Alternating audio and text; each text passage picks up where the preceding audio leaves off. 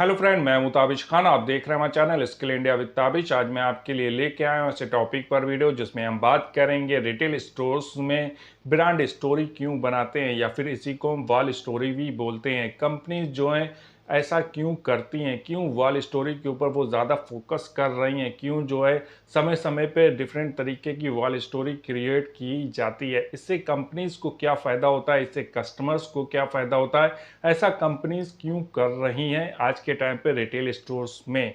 या फिर shopping complex में आप जाते हैं, वहाँ पे भी आपको ऐसा देखने को मिलता है, मॉल्स में देखने को मिलता है, जो डिपार्टमेंटल स्टोर्स हैं वहाँ भी आपको देखने को मिलता है। उस हर जगह आपको ज़्यादातर देखने को मिलता है जहाँ पर कपड़ों को सेल या फिर बेचा जाता है, ठीक है। वहाँ पर आपको ये चीज़ देखने को मिलती है। जो भी फैशन के ज़्यादातर स्टोर्स हैं वो ज़्यादातर इस चीज़ के ऊपर फोकस कर रहे हैं, वॉल स्टोरी बनवा रहे हैं, ब्रांड स्टोरी बनवा रहे हैं। इससे क्या बेनिफिट्स होता है, इसके बारे में बात करेंगे इस वीडियो के अंदर पूरा डिटेल में फ्रेंड। तो फ्रेंड, आगे बढ़ने से पहले आप सभी से एक रिक्वेस्ट करना चाहूँगा, अगर आप हमारे चैनल पर न्यू हैं, अभी तक आपने हमारे चैनल को सब्सक्राइब नहीं किया है, तो प्लीज़ जाके सब्सक्राइब कर लीजिए, साथ में बेल आइकन को ज़रूर दबाइएगा ताकि इसी तरीके के जितने हम नए नए वीडियो लेके आ रहे हैं उन सबके नोटिफिकेशन आप तक पहले से पहले पहुंच सकें।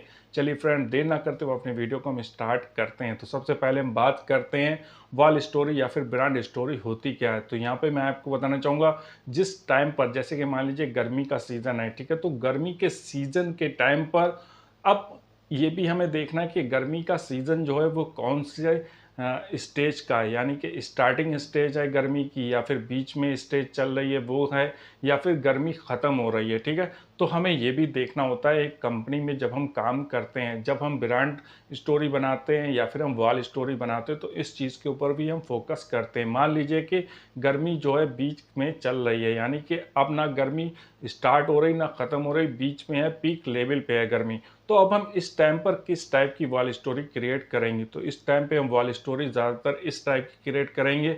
हम लाइट कलर की जो है, जो हल्के कलर हैं उनको यूज़ करेंगे। लोअर में भी हम हल्के कलर को यूज़ करेंगे, ब्लू, यानी कि हम जैसे कि डेनिम जीन्स को डाल सकते हैं, ठीक है, ब्लू कलर्स में, या फिर ट्राउज़र को यूज़ कर सकते हैं, कार्गोज यूज़ कर सकते हैं।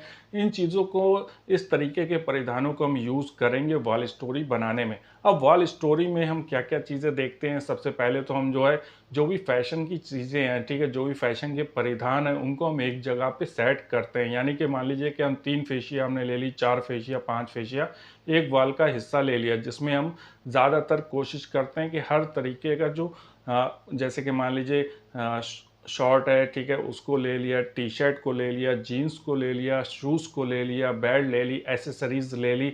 तो डिफरेंट तरीके के जो प्रोडक्ट्स हैं उनको एक जगह पे हम सेट कर लेते हैं, ठीक है। फिर उसके बाद में हम वॉल स्टोरी को क्रिएट करते हैं। वॉल स्टोरी क्रिएट करने से क्या होता है, इस पॉइंट के बारे में आपको क्लियर करना चाहूँगा। जो कंपनीज हैं वो मार्केटिंग का यहाँ पे यूज़ करती हैं, जो मार्केटिंग की स्ट्रेटजीज होती हैं, ठीक है, जो रणनीतिज होती हैं, उनका यहाँ पे यूज़ किया जाता है, जिससे कि जो सेल है कंपनी को ज़्यादा से ज़्यादा इंक्रीज़ हो, कस्टमर तक जो कंपनी के जो फैशनेबल प्रोडक्ट हैं वो ज़्यादा से ज़्यादा पहुँच सकें। उनकी जो क्वालिटीज़ है, उनकी जो देखने में विजुलाइज हैं, ठीक है, जैसे कि मान लीजिए जो देखने में वो, जैसे कि उसका जो प्रिंट है, ठीक है, वो अच्छे से कस्टमर को दिख सके। जो नई नई चीज़ें आई हैं, प्रोडक्ट्स आए हैं, जो जो ठीक है, वो कस्टमर को ज़्यादा से ज़्यादा दिख सकें, हाईलाइट हो सकें।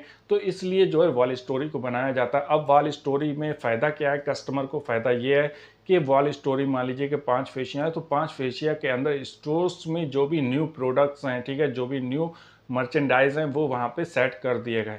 तो उसका थोड़ा-थोड़ा जो है, जैसे कि मान लीजिए एक-एक सेट वहाँ पे लगा हुआ है हर तरीके का। तो कस्टमर ने जब वहाँ पे जाके देखा, तो कस्टमर्स को अब पूरे स्टोर में घूमने की ज़रूरत नहीं, वहीं पे जो है उनको सभी चीज़ें देखने को मिल जाती हैं। फिर उसमें से वो स्पेशल अपने लिए जो भी लेना चाहते हैं, फिर उसी डिपार्टमेंट में वो चले जाते हैं और जाके वहाँ पे और भी ज़्यादा शॉपिंग कर सकते हैं। तो यहाँ पर मैं आपको बताना चाहूँगा, जो कंपनीज़ हैं वो अपनी जो टारगेट ऑडियंस है, ठीक है, जो टारगेट कस्टमर्स हैं, ठीक है, वो जो मार्केटिंग की जो टेक्निक है, ठीक है, जो टारगेट मार्केटिंग होती है, ठीक है, उसका यहाँ पे यूज़ करते हैं। जो भी उनके कस्टमर्स हैं उन तक जो है उस प्रोडक्ट को पहुँचाने के लिए वो वॉल स्टोरी को क्रिएट करते हैं। जैसे कि मान लीजिए कि एक स्टोर्स है, ठीक है, जब वो आपका बिल करते हैं तो वहाँ पे जो है कस्टमर डेटा जो होता है वो लेते हैं, ठीक है। तो वहाँ पे उनको जो है इस तरीके से पता चलता रहता है कि हमारे जो कस्टमर्स हैं, जो हमारे स्टोर्स के अंदर कस्टमर्स आ रहे हैं, ठीक है, वो किस टाइप के कस्टमर्स यंग हैं, ठीक है, उनके ऊपर कंपनी का ज़्यादा से ज़्यादा फोकस रहता है जिससे कि कंपनी की सेल बढ़े। तो यहाँ पे क्या होता है कि जो जैसे कि मान लीजिए 18 साल से 25 साल के जो कस्टमर्स हैं, ठीक है, वो किस टाइप के परिधानों को पहनते हैं, तो उनको देखते हुए कंपनी जो है वॉल स्टोरी बनाती है, या फिर कंपनी के जिस टाइप के ज़्यादा कस्टमर्स होते हैं, चाहे वो यंगस्टर्स हों, ठीक है, या फिर हम कह सकते हैं कुछ ऐसे कस्टमर्स भी हो सकते हैं जो 40 साल से 50 साल की उम्र के हों, या 40 साल से 60 साल की उम्र के हों। कंपनी के ऊपर डिपेंड करता है कि कंपनी किस टाइप के कस्टमर को देखते हुए वॉल स्टोरी को क्रिएट कर रही है।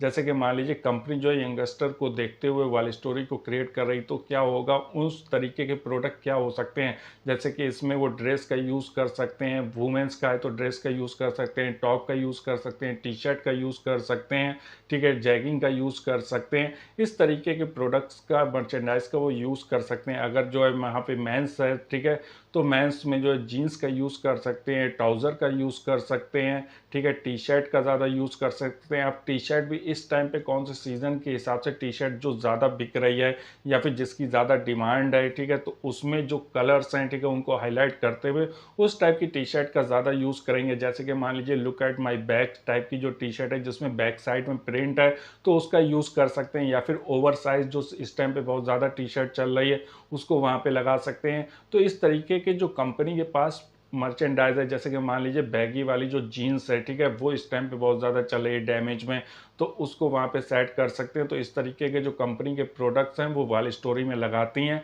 जिससे कि जो कस्टमर्स हैं, ठीक है, जो टारगेट कस्टमर है वो उसको देखते हैं, ठीक है, उसके बाद उसको भी परचेज करते हैं, ठीक है, जिससे कि कंपनी यहाँ पर सेल जो है अप हो जाती है, ठीक है, कंपनी यहाँ पर सेल बढ़ जाती है। सबसे पहला फ़ायदा तो कंपनी को ये होता है यहाँ पर लगाने। सेकंड जो सबसे ज़्यादा फ़ायदा होता है वो होता है कस्टमर अट्रैक्शन। यहाँ पर कस्टमर को अट्रैक्ट करने के लिए भी वॉल स्टोरी को क्रिएट किया जाता है, जिससे कि जब कस्टमर स्टोर एरिया जहाँ से कस्टमर्स आ रहे हैं, या फिर कैश काउंटर है जहाँ पर कस्टमर बिलिंग कराने जा रहे हैं, उसके पास में कोई ऐसा एरिया जैसे वॉल है या फिर गंडोला है, तो वहाँ पर जो है वॉल स्टोरी को क्रिएट किया जाता है, जिससे कि कस्टमर ज़्यादा से ज़्यादा अट्रैक्ट हो सके प्रोडक्ट को देख के, ठीक है, कस्टमर को अगर उस टाइप का प्रोडक्ट चाहिए तो उस टाइप के प्रोडक्ट को कस्टमर परचेज कर सके।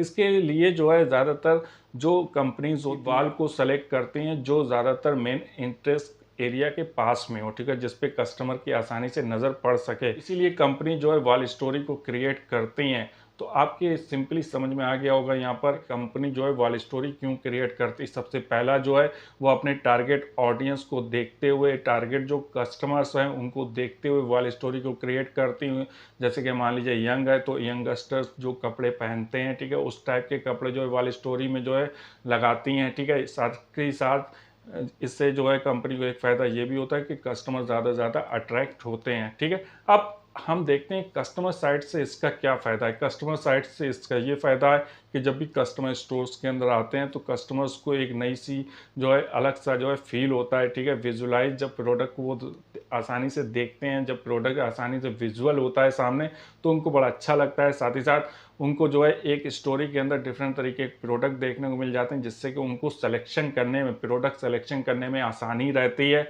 जिस टाइप के उनको प्रोडक्ट चाहिए हैं, ठीक है, उस टाइप के प्रोडक्ट उनको ही दिख जाते हैं, जिससे कि वो आसानी से परचेस कर सकते हैं। तो इस टाइप का फ़ायदा कस्टमर्स को भी रहता है। तो यहाँ पर मैं आपको बताना चाहूँगा फ्रेंड कि जो भी वॉल स्टोरी क्रिएट की जाती है उसका कंपनी को भी फ़ायदा रहता है, साथ ही साथ कस्टमर को भी फ़ायदा रहता है। उम्मीद करता हूँ फ्रेंड कि जो जानकारी मैंने आपको इस वीडियो के अंदर दी वो आपके लिए हेल्पफुल रही होगी। मैं इसी तरीके के वीडियो लाता रहता हूँ रिटेल से रिलेटेड। अगर आपको मेरे वीडियो अच्छे लगते हैं और इसी तरीके का वीडियो आप देखना चाहते हैं तो हमारे चैनल को भी जो है सब्सक्राइब कर लीजिए। और साथ ही साथ जितने भी आपके रिटेल से संबंधित जितने भी फ्रेंड हैं जो रिटेल सेक्टर में वर्क कर रहे हैं या फिर रिटेल की नॉलेज लेना चाहते हैं, उन तक मेरे चैनल को शेयर ज़रूर कीजिएगा। साथ ही साथ अगर अभी तक आपने हमारे वीडियो को लाइक नहीं किया तो प्लीज़ लाइक कर लीजिएगा। Thank for watching my video.